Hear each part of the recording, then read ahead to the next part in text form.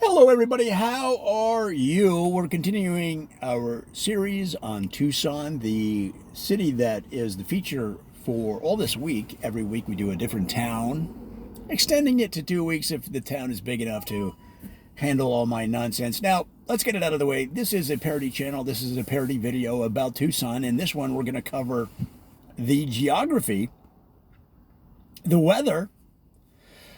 But if you expected a real video about the facts and figures, this is not that video. This is just me making up stuff off the top of my head based on facts and figures that I have ingested about this great town of Tucson. And so don't use this information for anything serious. So here we go. What is going on in Tucson? Well, if you're from outside of the United States, you may not know. And then even if you're an American, you may not know, because let's be honest, Americans are not known for their geography knowledge. I mean, you got these stories of them asking students about different states, and they look at Arizona and they go, square town? Square state? Block state? Because it has this kind of a square shape to it. They're like, rectangleville? You know, they just don't know anything about geography. Not that I'm a geography brain. Jeez, I just barely got out of high school. I mean, come on. But as Americans, let's make it a collective. We're just not all that bright on geography. So even if you're inside the United States, you may not know that Tucson is in the desert, as is Phoenix, as is much of the state of Arizona. What does that mean? Well, Tucson has a semi-arid climate. And there's two important weather sections of the year. You have a very hot summer, and in the winter, it's what you might call temperate. All right, it's very pleasant. And that's why in the winter, the population of Tucson increases by 10 times to over 500 million people. Okay? And most of those are Canadians. Now, you do have some people from Idaho, Montana, Washington, okay, North Dakota, South Dakota. A lot of the Midwest comes down to Arizona, Iowa, Kansas, Illinois, specifically Carbondale. A lot of people from Carbondale. They look at it, they go down to that Carbondale Cafe right across the street from the campus, and they go, what are you doing over the winter? We're heading over to Phoenix. What are you doing? We're going to Tucson. And then they say, well, why don't we meet up? Well, meet up while we're in Arizona together. And, they could branch out from their Illinois roots and meet some people from all over the world that are coming down to Tucson and Phoenix, especially Canadians. And they could meet some new people, but what do? They hang out with their own kind. All of those SIU grads hanging out down in Tucson, and they just share Christmas fruit Jello recipes, and what you put in the fruit Jello, different things you can put in, like family mementos. You can put in poker chips, all kinds of different ideas. Okay, but for the rest of us, you just remember that the time to go to Tucson, or at least let's say the most popular time to go to Tucson, is in the winter when it's beautiful. A very pleasant day, very pleasant weather. It gets a little chilly at night, maybe just a shade, but not a lot. And therefore, it's become a resort and retirement and winter, what they call the snowbirds. Snowbirds, those are the people coming down to visit just during the winter, coming in from the cold climates of the northern states, Canada, Yukon, and the Northwest Territories. So now, what about summer? Oh, hello. You're talking about average temperatures well over 100 degrees. That's 38 Celsius for you foreigners. And overnight between 66 and 85 degrees Fahrenheit, or 19 and a bracket of 19 to 29 degrees centigrade, or Celsius, I guess it would be. Now, what does that mean? That means that it is the desert, guys, and it's hot. So a lot of golf goes on, a lot of tennis goes on down in those resort areas, those retirement villages, those country clubs. And the key is to get out early and finish early. Now, you might want to finish by 10 o'clock at the latest, but if you are young and dumb and you think you can get out there, you're gonna start getting a little lightheaded, and you're gonna get heat stroke. So I suggest you don't go out playing golf in the middle of the day in Tucson in July or August or any of the hot months. So what you want to do is finish early or start real late. That's the other option. Start real late. But again, by that time the desert has heated up a lot. You're not going to get a lot in of golf before the end of the day. So what do you want to do? Either way, whatever time of day you select to recreate in Tucson during the summer, what you want to do is drink a ton of water. Now, if you play golf, you'll notice that there is a trailer on every golf cart. That trailer is a water tank. It's not a water tank for you to jump in, although some graduates of Southern Illinois University have known to do that when they came down from Carbondale. Some older graduates I'm talking about 65-year-olds have been known to jump in the tank. Now, don't jump in the tank because that's the drinking water tank. But sometimes those Southern Illinois University graduates, they get a couple cocktails in them, and you never know what's going to happen. They're going to go wild. And especially if they are if they're just visiting, if they're not there as either semi-permanent or permanent residents, they think it's like Las Vegas. They think it's what happens here stays here. Well, don't be so confident about that. We're just going to get back to Carbondale, and you're going to get shunned when you go to the local Denny's for your Grand Slam. So that is why there is a trailer on every golf cart. It's full of 400 gallons of water. And the thing is, you don't think you're going to need it. But I've played golf in Arizona where I needed that water, and I drank it over and over and over again, and it kept me hydrated. But it also made my stomach balloon out. Okay, first it looked like I was pregnant, but then I kept drinking the water and my stomach kept dropping lower and lower to the ground. And eventually I found that I could put my legs around my own stomach that was on the ground, and I could use it like those bouncy balls. You know those bouncy balls, you sit on them and you hold the handles and you can bounce around? I was doing that on my stomach in Arizona in the middle of summer. And it was more difficult than you think because water is heavy, and it made that sloshing, slooshing sound, like woof, woof, woof. And it was kind of hurt. It kind of hurt on my stomach, but I just thought it would be funny, and we got it on video, and it was probably up on YouTube somewhere. So that is the way it goes down in the summer. You got to be careful. The thing is, you don't want to get caught out there because there have been golfers that got overheated and they just got stranded out there in the 8th or 9th hole, and they weren't able to come back. And the golf courses, guys, they don't have medical staff. They don't have stretchers. All they're going to do is tie a rope around your ankle and drag you back on your corduroy pants with the whales on them, your green pants with the pink whales. They're going to drag you back. They might slide a umbrella underneath you, and then hook the handle of the umbrella around your belt loop to secure it, and then put the umbrella part under your butt so it slides, and then they're just going to drag you back into the clubhouse. And then all they're going to do is throw you in the men's room if you're, or women's room, whatever the story is, and then they're going to turn on the water, ice cold water, onto your face until you come around. So it's not the best medical care. That's all I'm saying. You got to be careful. So don't get into that situation. Just be careful before you start to get overheated and you don't know what to do, and you'll start to panic too, which is even worse. So now, what's kind of neat about the summer months, these intense heat summer months, is the thunderstorms. See, in July, what'll happen is the air gets a little more humid than it does the rest of the year. You might not think the desert gets humid, but it does.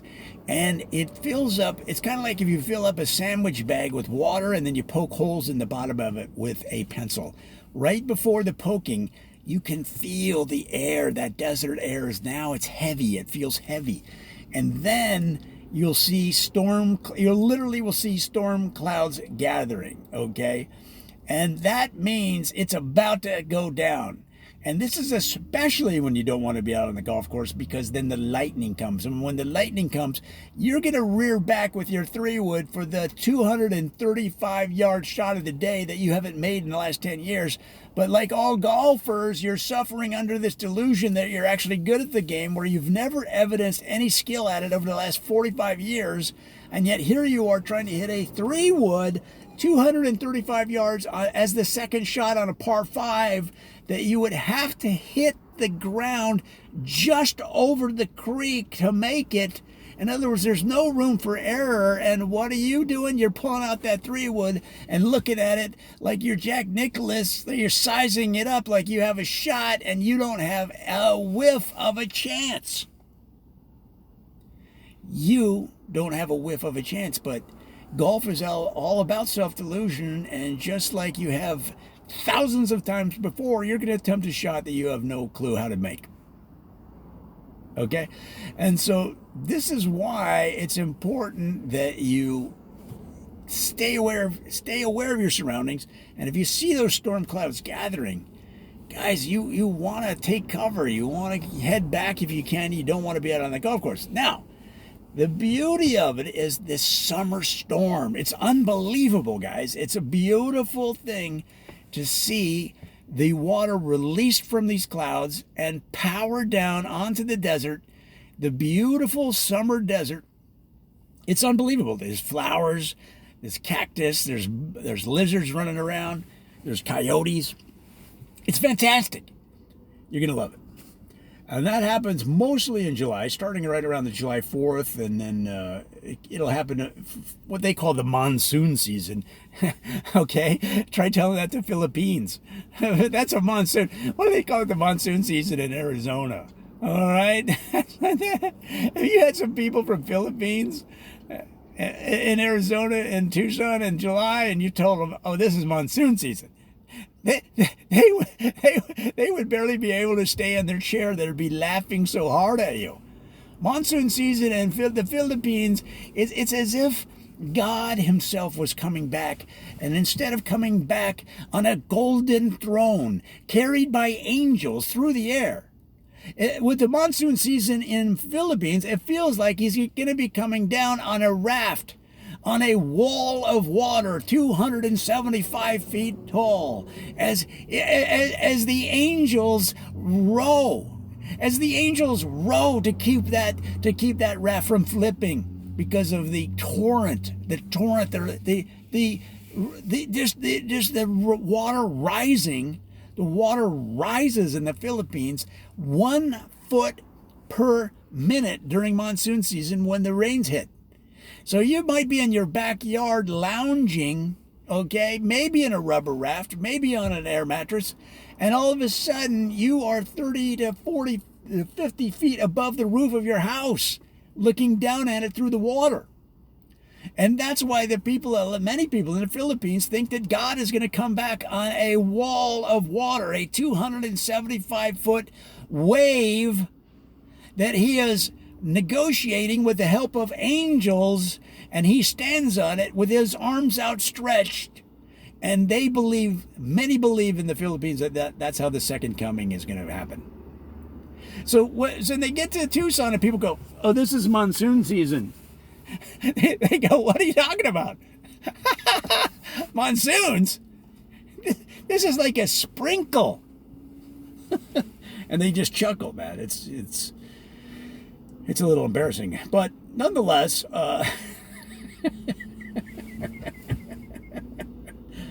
nonetheless, by American standards, it is a monsoon because they have flash floods. Now, what's a flash flood?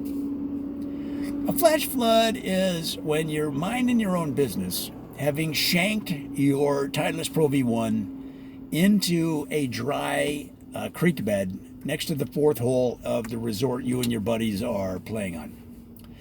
And you're standing there looking at it. The ball seems to be playable. It's not in the rocks that make up the main part of the creek bed. It's not in the long grass that is on the edge of the creek bed. It's on a tuft of grass, on some scrubby dirt. It looks like you might have a shot. Now, this is a connection back to my earlier comment about golfer self-delusion. You probably do have a better shot than you would if it were in the rocks or in the long grass. But to make this shot, you're putting a lot at stake, because if you hit it fat, you're going to pull a muscle in your back that will require emergency surgery. They're going to have to life flight you out of the fourth hole fairway creek bed not to downtown Tucson, guys. This is an injury that's going to call for a flight to Phoenix. And if you really pull that back muscle, you might be flying to Los Angeles. Now, God forbid that you need surgery in Los Angeles, because here's what happens. They roll you into the emergency room. You've pulled that back muscle so bad that they feel like unless they take care of it right away, you will not be able to lift anything or make love to your significant other for the rest of your life. Now, that may be a benefit to some people, but nonetheless, you're going to be injured for the rest of your life. You won't be able to pick up a fork to eat pasta. But what do they do in Los Angeles when you need emergency surgery? What do they do? The first thing they do is they try to interest you in a combo deal. They say, we have a special today only, and this is where the pressure selling comes in, today only. We will give you a facelift in addition to your back surgery. We'll throw in the facelift for a special price if you agree to it today. And if you don't agree to that, they'll try to downsell you. All right. In other words, if they know you're not going to go for package number one, they'll try to do a smaller package, and they'll say, all right, let's talk liposuction. And they'll say, if you're a man, they'll say, sir, you obviously have a gut, you like pasta, you're not hitting the light beers like you promise you will every January 1st. So let's get that lipo in and let's get it taken care of today. You're going to be under, you'll never know, you're going to wake up, you'll be a new man. And that's how they do it in Los Angeles. Now, listen, you hurt, you're injured. You've been taking ibuprofen since you got off the golf course. All right? Maybe some acetaminophen, maybe some Advil. Who knows? Who knows? But do you really want to deal with this pressure from the doctors in LA? And especially when you look around the room and every doctor in the room has this shiny white teeth and their skin is pulled back. They've all had the plastic surgery. You look down, they have flat stomachs. That means they have had the lipo. So of course they're biased. Not only do they give it to the patients that they pressure into doing it, they give it to each other. Some of these doctors, some of these plastic surgeons, they go on vacation together, and after they're done playing tennis or playing golf or going spelunking or going to the waterfall and rinsing their hair in that natural water of the jungle waterfall, they go back to the resort and they'll take out their portable hospital knives and sutures and everything. Sutures. And they'll give each other plastic surgery while they're on vacation because they love it so much. That's why they all look all stretched out and they look about half their age, but they also look like they maybe have been in a wind tunnel because their skin is pulled back so tight from their nose backwards. So where were we? Yeah, the storms in the summer. So that's the storms in the summer. That's what a flash flood. Yeah. So you'll be there, and yeah, that's where I left it off. You'll be there, standing there, I guess we did that enough. Sometimes you just have to give up on a thread. All right, so that's the danger of the flash floods in Tucson. But now, the fall. What about the fall? Well, the thing is, the fall in the East, they love the fall because it has this crispness in the air and the crunch of the leaves underneath their feet as they walk along the brick walks of the Northeast, whether it's Harvard or Brown or Princeton, or downtown New York, into Manhattan on Wall Street, the leaves blowing, the crispness in the air, and they know that football is around the corner. Well, there's none of that in Tucson, okay? The fall is very much like the spring because you got the cool nights and you got the warm days, all right? Now, in the early part of the fall, you actually have kind of warm nights and hot days, but that's more like the regular summer. But eventually you got that perfect blend. That cool nights where you throw open the window and you're like, ah. And then the warm days where they're not too hot, not too cold. In fact, some people come down to Tucson just for the fall. We call them fall birds. All right. Now, there are some spring birds, and a lot of times the spring birds are more enthusiastic, more energetic. And the reason being, they have escaped that Midwestern, that Northwestern winter, that Canadian winter. Even though they didn't get the hot, fat middle, the January, February time period where the rest of their Canadian buddies are down there, they were only able to get there in the spring, but they still are so happy to get out of Toledo. They're so happy to get out of Walla Walla and Eugene, Oregon, just to be in that beautiful spring weather in Tucson. And they jump around. And sometimes they jump around, and they go, woo, woo, and that's in the hotel lobby, not in the room. That's in the hotel lobby. They can't even, the people behind the desk can barely get them to slow down enough to check in. And in fact, some criminals have used this as a diversion technique, knowing that the hotels are used to these people coming from the Midwest, the Northwest, and Canada, and jumping around. And so they'll fake it. They're scammers. They came from Boston, or they came from Fort Lauderdale, and they came over to Tucson to run a scam. They jump around, and that's a distraction while 2 of their 10 people in their group are opening the hotel safe and absconding with the receipts for the day. It's if you see anything, if you see something, say something. It's all I know. So what can you say? I mean, that pretty much covers it. It's the summer where you got to be careful, and the winter where you got to be careful, because there's so many beautiful people coming down from Canada. Now, a lot of people don't know about Canada. Canada has some beautiful people, but they're just covered up. You just don't know. They've got scarves and mittens, and they've got those face masks, and they could be robbing banks, but they don't, because they're nice people. They're not going to steal from you. They might steal a glance because they want to know you better romantically, okay? But there's some beautiful Canadians. I've lived there. I know. I've seen them. I've seen them up close without all the parkas on and all the wool sweaters and those big hats with the flaps on them. And some of them wear the hats with the flaps with the goggles. They wear goggles, not ski goggles, but like those old airplane style goggles that the race car drivers would wear. Now look, not every Canadian is attractive. All right, I'm not making that claim, because I know some of you know some Canadians that, okay, let's just say, were not smiled upon by nature. Okay, but hey, I got major physical problems. I mean, my nose is all bent up from being in hockey fights. Okay, I had acne till I was 46. Right, so I'm not casting aspersions, but I'm just saying, not every Canadian is this dish. But I'm telling you, I've even kissed a few Canadians. In fact, you could say my first kisses were with Canadians. Yeah, the first time I kissed a girl was in Canada. I just realized that. And look, I can tell you from personal experience, if your first kiss, if you can arrange it in any way, like take vacation time, maybe even move there for those early years of your kissing career, you will get some of the best smooches in your life from Canadian girls. And let me tell you, well, Canadians in general, but from my experience, it was girls. But I'm just saying, I think I know the reason why. When you live in Canada, guys, and I'm talking about the long-term Canadians that have been there 200, 300, 400 years, 500, 600, I don't know, 1,000 years they've been in Canada. I don't know.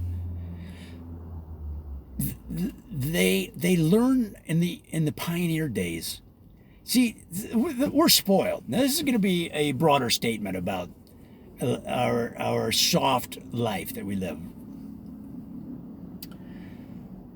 We have no idea how hard it was for the pioneers.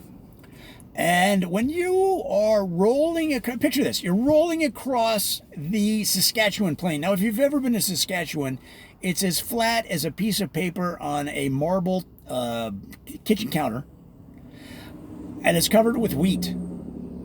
So now picture this. You're in the pioneer days of Canada. You're rolling along. You don't worry about marauding people trying to hurt you because you can see them from 3 days away. It's so flat. You can take preparations. But nonetheless, it's cold as heck during much of the year. What do? You snuggle close. You snuggle close. And I'm talking to everybody in the family, including the German Shepherd, the Dachshund, and that little terrier that nobody knows where they come from. Nobody actually said, can we get this terrier? The terrier just somehow jumped onto the wagon one day, and now they're part of the family. Everybody would snuggle in close together. Well, that's why Canadians are so good at kissing. They're used to being really close, and because of that, they know how to hug you tight, and the tighter they hug you, the better they are at smooching. And I'm telling you, I know this from personal experience. I could name names, but I'm sure they're still around somewhere, maybe. And they don't want me naming their names. Judy. First girl I ever kissed in Canada or anywhere else. Judy. Last name will remain nameless, but I remember it to this day.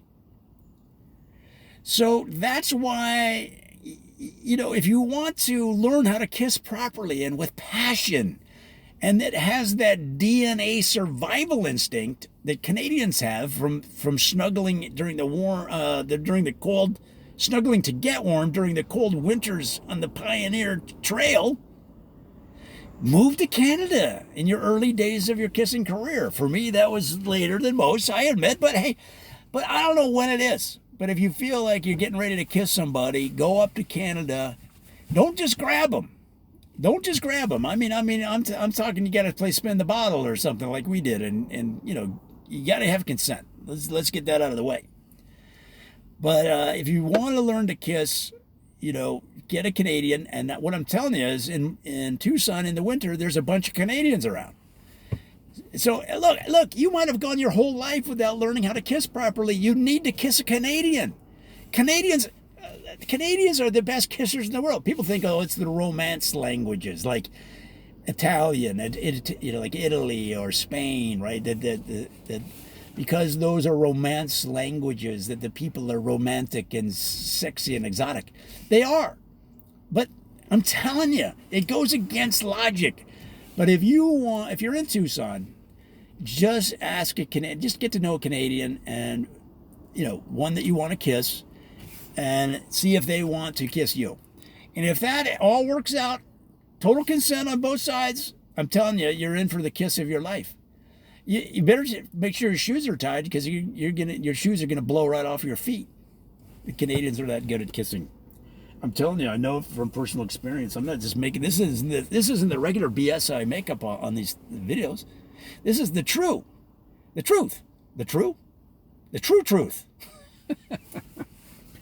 All right, guys, I think we get the idea. Hot in summer, nice in winter. That's the Tucson geography and climate. So come on back. We're going to do so much more on this great city. And as usual, I've made this up off the top of my head. Do not use this material for anything serious, like a job advancement, a master's thesis, a senior's thesis. None of that will fly. They're going to laugh you out of the room. Talk to you soon.